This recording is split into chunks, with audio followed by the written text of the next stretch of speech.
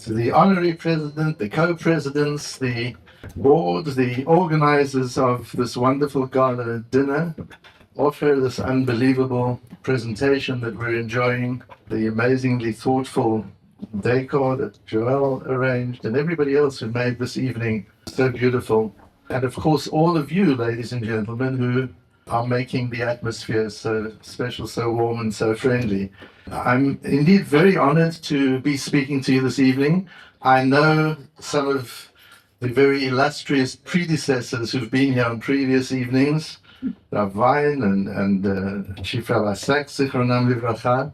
So I feel enormously honored. Particularly, I feel honored that you've asked me to speak after dinner, which means you assume I can keep people awake after they've had a good dinner. And so that's a great compliment. I don't know if I can live up to it. Had I known that that was the order, I would have prepared some comedy. But I didn't know, so I'm afraid what I've got to say is more in terms of what we've been watching and listening to and understanding. And there's nothing really comical about the Beis HaMikdash. So if you're upset or disappointed that I'm not giving you comedy, blame the organizers for telling me that the theme was the Beis HaMikdash. I couldn't find anything comical about the Beis HaMikdash. As I've got to know Minyan Brunau over the last few days, I've become even more honored by being here and being with you, because this minyan, you call it a minyan, which is very modest, it's so much more than a minyan, is, to my sense, the model of the community of the future. In a city known for communal separateness, the Minyan Brunau has created communal harmony. And Johnny spoke about that a little earlier, the Chassidish, the Yekische, the Polish, Hungarian, modern, more frum, less frum. Everybody feels at home here. And that is the future. Only that way will we be able to build a future communal reality, both in Eretz Israel and around the world. The separateness that we were able to have before, with its advantages and disadvantages, is just not something that we have the luxury to consider in the future. But the success of this Minyan Brunau is more than that, and I've been thinking quite a lot about it. Johnny said the bets were up 40 years ago as to how long it would last, and the longest bet was 5 years. Why has it been so successful? Why is it working so well? What is the secret sauce? And I think it's because of a comment of Rav Bochko, who was the founder and the Rosh Yeshiva of the great Eitz Chaim Yeshiva in Montreux, who on this week's Parsha says, if you look at the dream of Yaakov Avinu, then yes, the Sulam Mutzav Arza, if you're building an institution, it's got to be Mutzav Arza. The Gashmius, the physical, material requirements of the institution have to be established. It has to be sound, it has to be well organized, it has to be well governed. The Rosh Hashanah and the top of the structure can go ad Hashemayim. But what's more important, he said, is to notice that when you get into the chinuch, when you talk about the process of educating young people, there it's Malache Hashem Olim v'Yodim bo. And Rashi comments, and we talked about it briefly on Shabbos afternoon. It should be Yodim v'Olim.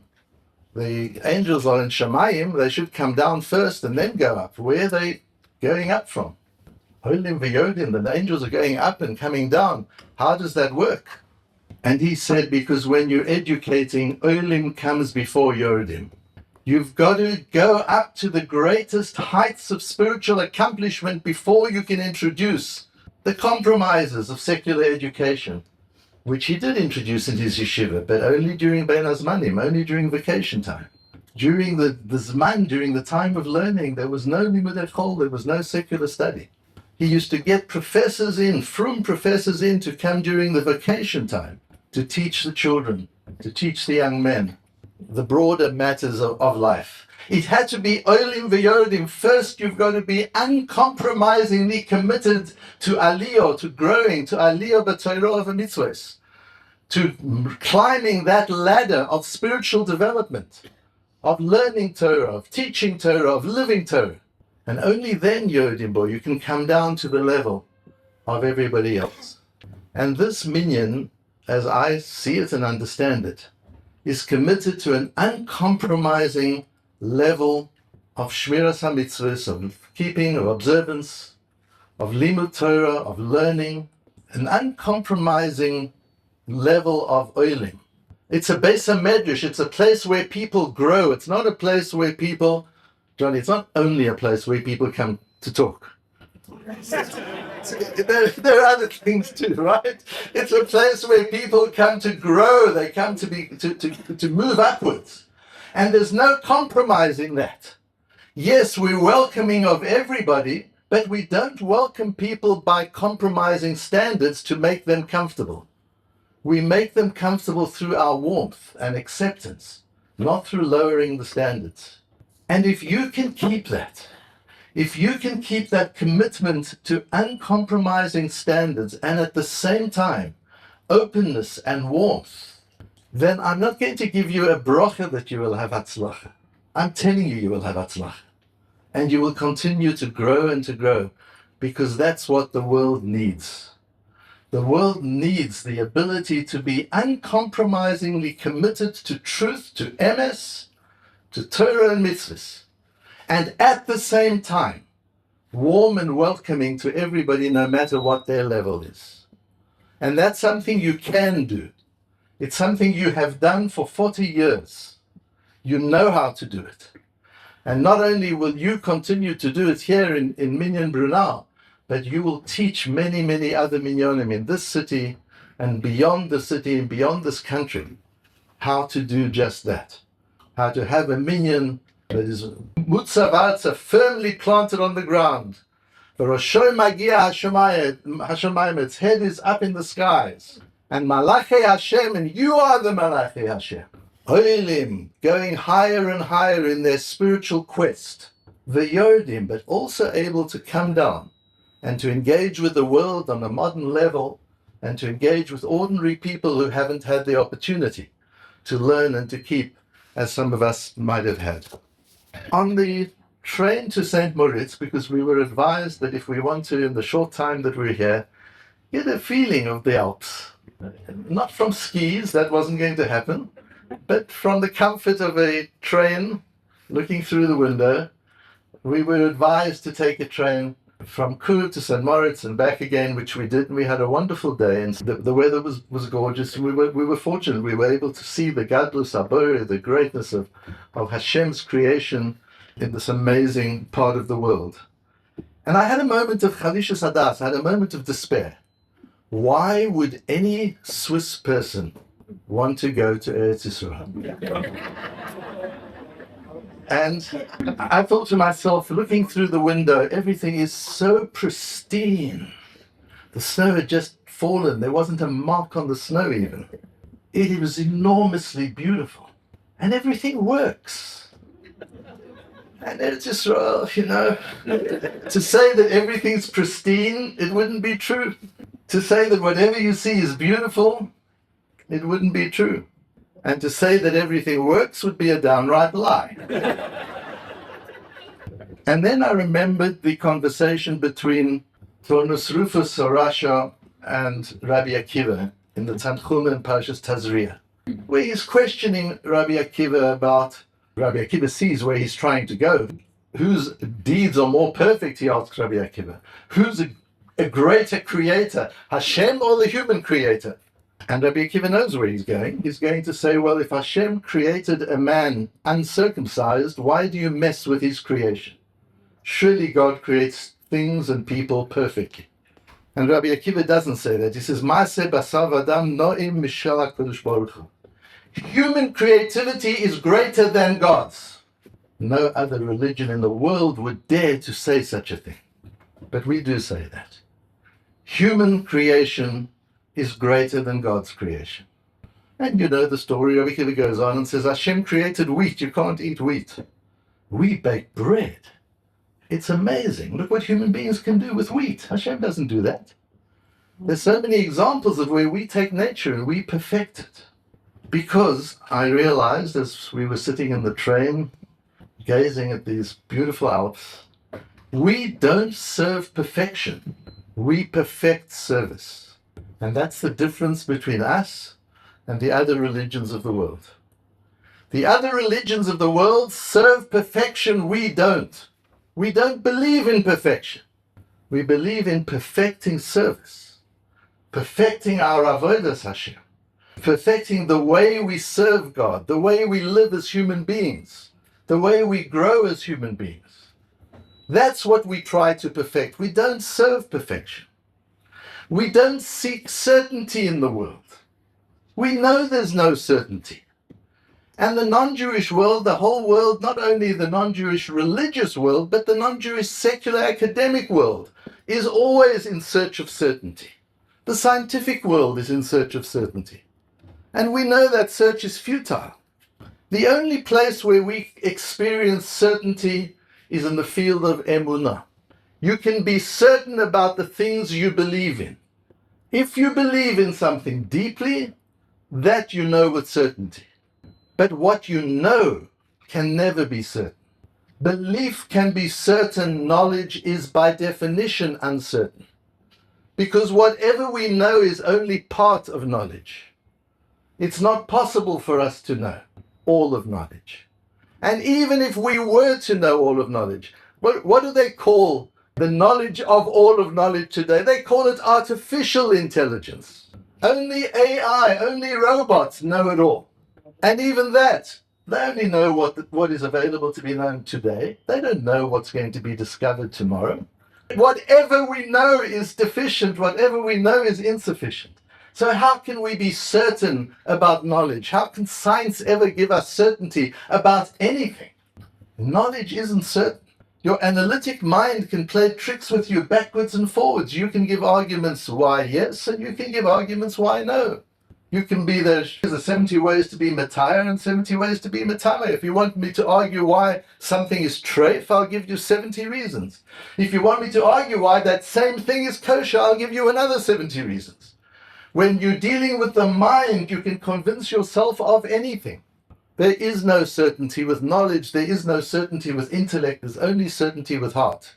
You only know what you feel with certainty, and you only know what you believe with certainty. In fact, halacha, I'll give you a definition of halacha, which is so important and can change your whole relationship to halacha. Halacha is the art of living with certainty in a world of uncertainty. It doesn't mean that because we're uncertain that we have to live with uncertainty. The beauty of halacha, and again it's unique, is the ability to live with certainty in a world of uncertainty. Let me give you an example. Our first course was a beautiful salad. It was delicious. It was delicate. And there was some lettuce on the plate. Now we know that this is a kosher function, and the lettuce was checked. Are we sure there wasn't a single bug on every piece of lettuce? No, you can't be certain.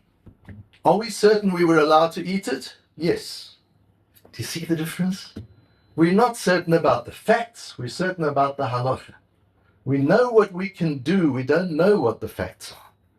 When you drink a glass of milk, you don't know that the cow that provided that milk was not a trefa, that cow didn't have an illness from which it could die within a year. Who was saying at our table, Johnny, were you saying that with the shechita, 1 in 10 animals are not kosher? That as they shecht animals in Europe, because of the weather conditions, various other situations, 1 in 10 animals aren't kosher. So when you drink a glass of milk, how do you know it was from a kosher animal? You don't. Do you know that you can drink it? Yes, you do. That's halacha. Halacha deals with sfeikus, it deals with doubt, it deals with rov, and it deals with chazokah, and it deals with bitul, and it deals with all these ways of handling the uncertainties of life. That's what learning Torah is about. Learning Torah is about learning how to manage with certainty in a world that isn't certain. Even the Gemara that we lay in the Daf Yomi at the moment, what is the perik? How does the perik start? Zvachim kol zvachim shenis arvu. Korbanot got mixed up together. What happens? A shlomim with a chatos, they need to be treated completely differently, and they got mixed up in the Beis HaMikdash. And now we don't know whether this animal was meant to be a shlomim or it was meant to be a chatos. What do you do? And we've got a whole perik of Gemara, what to do. Does it resolve the suffix? Does it tell you which one is which? No, we'll never know which one is which. It just tells you what to do when you don't know. Halacha is about what to do when you don't know.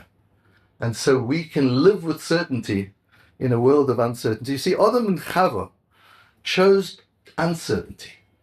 They ate from the Eitz Hadas, and it's another conversation how Hashem set them up for that. That wasn't just by chance it happened. It was meant to be that way.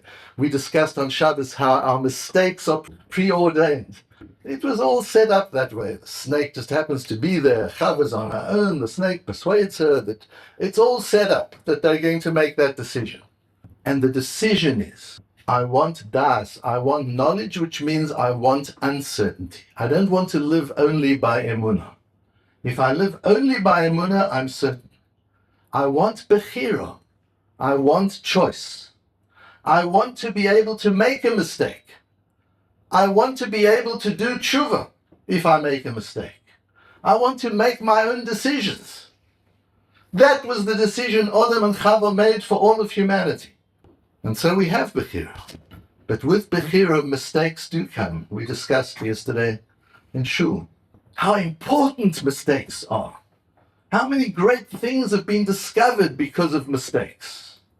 How many opportunities we've all had in our lives because somebody took a wrong turn, because somebody made a mistake.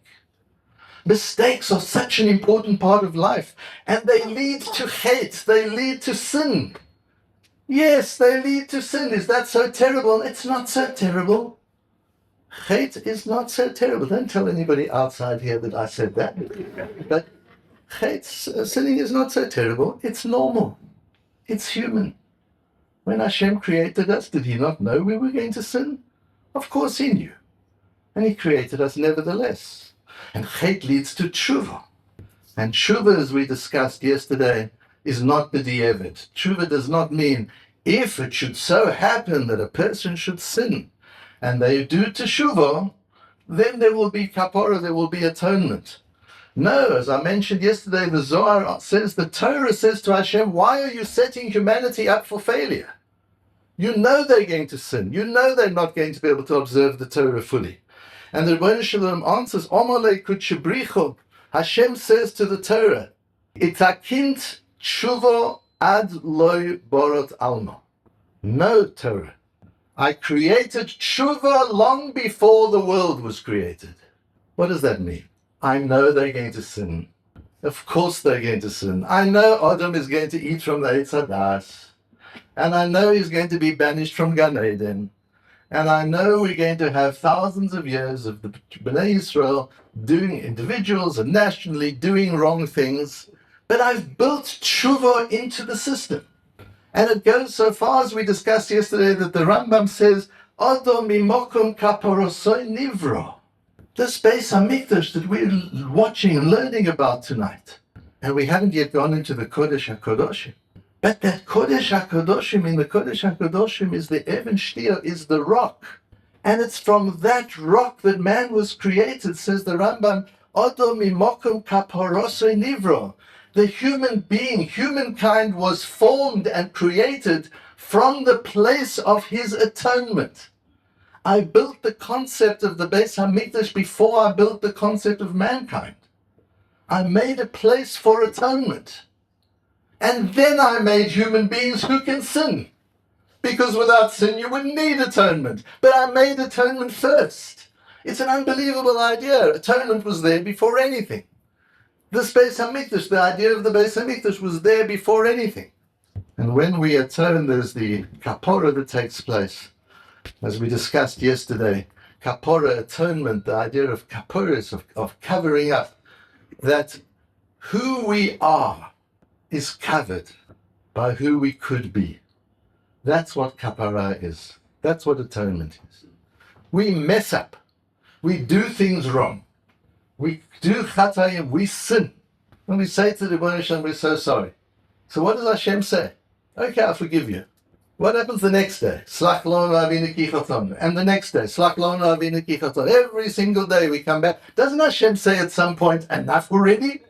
How many times? 3 times every day you've got to come and tell me you've sinned. When will you stop sinning? No, Hashem says, okay, I understand. You've sinned, that's life.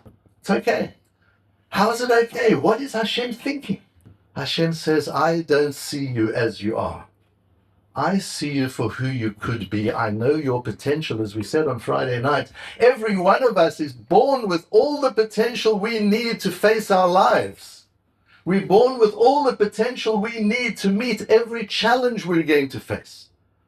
We're born with the potential to be the greatest we can imagine. Says Hashem, I see that greatness in you. I judge you by who you could be, not by who you are. That's kapara. I cover up who you are. And I look at who you should be and could be. That doesn't mean there isn't accountability and that we're not rewarded for the good things we do and punished for the bad things we do. But if Hashem didn't look at our potential, if he only looked at our actual, how long would we last? After our first Lashon Hora episode, what would our longevity be? I remember learning to fly many years ago, the instructor telling us that if you fly in a cloud and you're not instrument rated, your life expectancy is 90 seconds. That's how long, that's your life. And what would our life expectancy be after the word of Lashon Hora?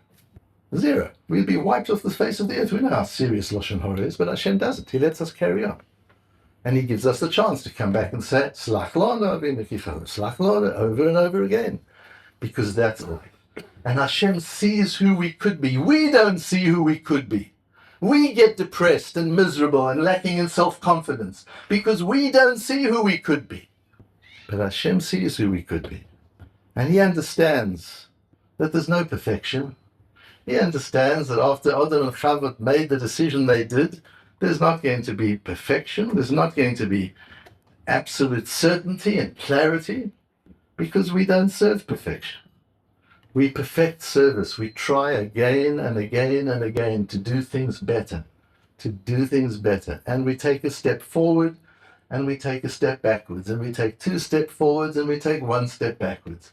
But during our life, we just try to make sure that our movement generally is forward, that we're climbing up that ladder, that we're oiling, we're not only yoiling. We're oiling, we go up a few rungs, we come down a rung or 2. We take a rest, we stop, we pause, we take another rung up, come down 2 rungs. But over our lives, we're moving upwards. That's what Hashem wants to see, that's what Hashem wants to know. Most of the avodah and the Beis Hamikdash that we've been watching and learning about was about atonement, about kapora. Most of the things we do there are about kapora, not about Thanksgiving. Last Thursday, the Americans celebrated Thanksgiving. And after Thanksgiving, they have a Black Friday. We don't have a day of Thanksgiving. We have a day of atonement. And Loivshim Levonim, we wear white. We don't have a Black Friday. We have a white day. And we talk about atonement, not Thanksgiving. Why? Most of the Beis Hamikdash avodah is atonement. Korban Olah, Korban Chatas, Korban Osha. Even the Bikurim. What is the Bikurim? The Bikurim is Thanksgiving. But what does it start with? What do you do? The first thing when you bring Bikurim? Vidui. The first thing is confession. That's where you start. Because the very word Todah, thanksgiving, comes from the word Hoda'ah, which comes from the same root as the word Vidui. Because in thanksgiving, there is confession. Why? You see, you don't say thanks for things you deserve. When your boss pays your salary, you don't say, thank you, boss. Thank you. If he doesn't pay your salary, you say, what's up? Where's my check? If he pays your salary, you don't say thank you. There's nothing to say thank you for. You've worked for it. If he gives you an unexpected bonus, you say, wow, thank you. I wasn't expecting that. I didn't feel that I deserved that. If you felt you deserved it, you wouldn't have to say thank you. Thank you is when we feel we don't deserve the goodness we've been given, and that's the time for vidui. That's the time to say to Hashem, thank you, Hashem, I don't feel I deserve it. I haven't been as great as I could have been. There's no thanksgiving without atonement. There's no hoda'ah without vidui. And say, we don't have a day of thanksgiving, we have a day of atonement, which is the greatest thanksgiving of all. Because on Yom Kippur, that's what we're saying to Hashem. We're asking for a life we don't believe we deserve. We're asking Hashem for gifts, and thanking Hashem for what we have received, and that we don't believe we fully deserve. And Hashem says, I see you for who you could be. I see your rights and the way you do deserve it. That's kapora. I'm willing to cover up who you are, and I'm willing to look up that ladder and see you at the top of that ladder. And I'm willing to give you the kind of life that will help you get to the top of that ladder, because I believe in you. You don't believe in yourself. I believe in you, says Hashem. But Chodesh Chavos says that the Shara Bechina, what's the Shara Bechina before Shara Avodas Hashem? Shara Bechina is to look at the world and at nature and appreciate the world. And he puts that before the service of God, because he says the foundation of everything is Hakoros HaTov. There is no moral system, there is no ethical system, there is no religious system if there is no gratitude. It all starts with gratitude, but gratitude starts with vidui. Gratitude starts with teshuvah. Gratitude starts with kapora, with atonement. And so that Kodesh HaKodashim, with the Even Shtiel inside of it, the Makom Beis HaMikdash, is where it all starts. We all have one thing to atone for. I know we come to Rosh Hashanah and Yom Kippur, and Yom Kippur, that says Shemei Tshuva, Elul, and we start Hashamnu, Bogadnu, Achet Yechatanu, long lists of things we've done wrong. That's okay, it's in the Siddur, you need to say it. But that's not what you should be thinking. There's only one thing you should be thinking when you're doing Tshuva.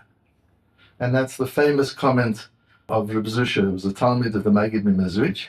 Jack, you've got a manuscript of the Maggid Mizrich, and his talmid, Reb Zusha, says, this is back in the 18th century, when I come to Shemayim, nobody will ask me, why weren't you Moshe Rabbeinu? They'll only ask me one question, why weren't you Zusha?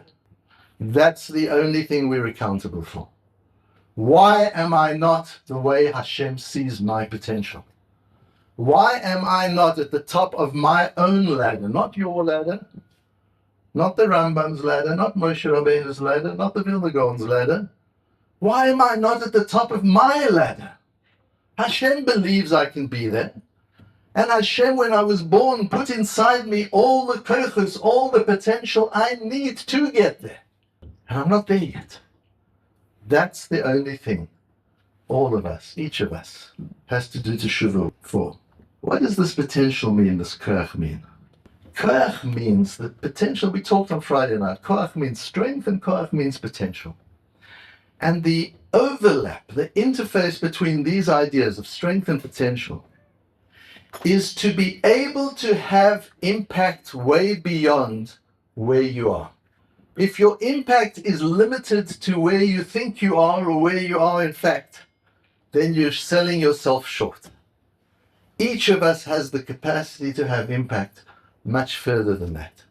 Johnny, you mentioned the Lead by Greatness, the book that I wrote on leadership, which is based on Torah principles, but it's a book that's used by non-Jewish business leaders around the world. And one of the ideas there is built on a study that was done, well, now it must be 15 years ago, that the study was revealed. The study took more than 10 years. It was done, the University of Harvard did it in conjunction with USC San Diego, where they discovered that your mood, listen to this, your mood at this moment impacts people 3 degrees removed from you. That means your friend's friend's friend, who you don't even know exists. So if you think of how many friends you've got, I'm not talking about Facebook friends, I mean real friends. If you think of how many friends you've got, and how many friends each of them have got, and how many friends they have got, each of us, by our mood, we're not even talking about ma'asim, we're not even talking about actions, just mood, can affect the moods of people 3 degrees removed from us, no matter how far they are geographically from us. So if your friend's friend's friend is in, I don't know, Patagonia, at the bottom of South America at the moment, his or her mood can be affected by your mood at this time. They have not yet discovered how, they've only discovered that it works, that it is so. So we can't overestimate our capacity to have impact way further than we are. And that's why I said when I started, this is not just about Minyan Brunel, this is about teaching the world a model of community. This is about teaching the Jewish world a model of Beis HaMedrash, of community, of shul, of what it can mean, and how one can bring people together without lowering standards. And that your impact goes far beyond this area of Zurich. And this concept of your impact going beyond where you are is core to the Avodas Beis HaMikdash, to what happened inside the Beis HaMikdash. You didn't see clearly on this part of the video, of this magnificent presentation, you didn't fully appreciate the height of the Mizbeach because it was, so to say, taken from the top. But the Mizbeach was about 5 meters high, nearly 5 meters high. And the Kohen had to throw blood at times to quite high up on the Mizbeach, higher up than his own height. And I know in English we say sprinkling the blood, but it wasn't sprinkling, it's zrikas adam. He had to throw the blood. Why throw the blood? It's so uncivilized. It's not the kind of thing that one would do in a Swiss restaurant, like throw the blood around the room. You wouldn't do that. In the Beis HaMikdash all the time, zrikas adam, it's the most important part of the entire korban. That's when kapora takes place. That's the moment of atonement, when the Kohen throws the blood. Really? And it's not only the blood, it's the basar as well. Another thing that wasn't clear, but if you would have looked closely, you would have seen a small gap between the top of the ramp and the Mizbeach, so that the meat, the carcass, had to be thrown onto the Mizbeach, not carried onto the Mizbeach. It had to be thrown over that gap. Throwing carcasses around? Really? Is that what we do in the most holy place that we have? We throw carcasses around? Yes, because throwing is very important. It's not only in the Beis HaMikdash that we throw things around. How much money worldwide is spent on watching people throwing balls around, or kicking balls around, or striking balls with a golf club? We do it all the time, because that's what sports is. Sports is being able to stand in one place and aim somewhere else, and use your potential energy to move that ball to a place that you can't reach. That's what sports is. And that's what life is. Life is about zrika. It's about being able to throw your energy to places that you can't otherwise reach. But ladies and gentlemen, the most important part of zrika is, yes, you've got to focus. You've got to invest energy and effort. You've got to direct, and the most important thing then is, you've got to let go. That's what zrika is. If you don't let go, you're passing the meat, or you're passing the blood.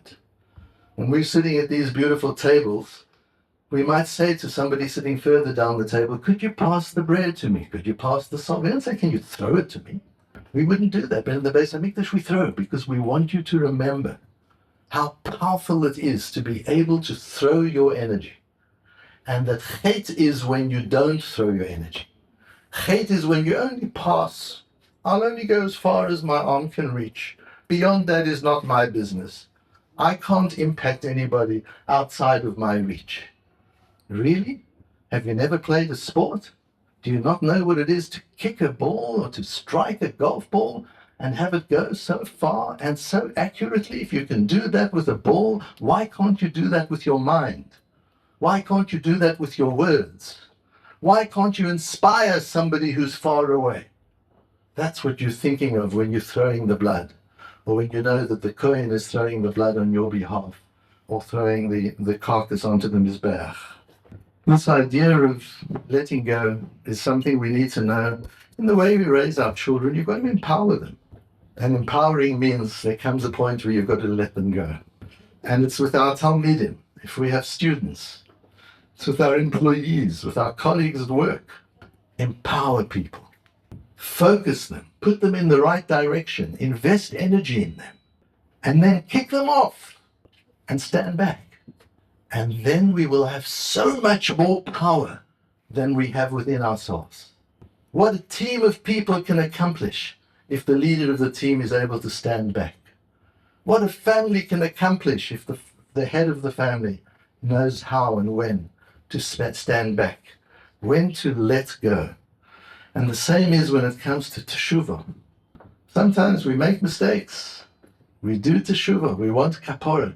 You've got to let go of those mistakes. Yes, we make mistakes. We do teshuvah. Hashem accepts the teshuvah. And we move on. Let go. Throw. There's a time to throw away.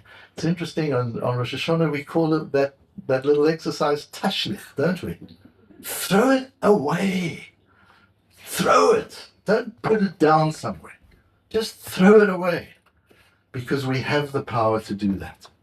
And so when we uplift others and empower people, we can be reminded of the posuk I've used so many times on Shabbos from Yoel. Even hachalash. We each of us are so limited in what we can do ourselves. But Yoma, we could say, Gibor Aini, I'm so powerful and so strong if I empower other people and inspire other people so that they can do that too. So now we've seen the Azara, we've seen the area of the Beis HaMikdash that deals with our mistakes, the Mizbeach, the area for Tshuva and for Kapara. We've seen all of that area.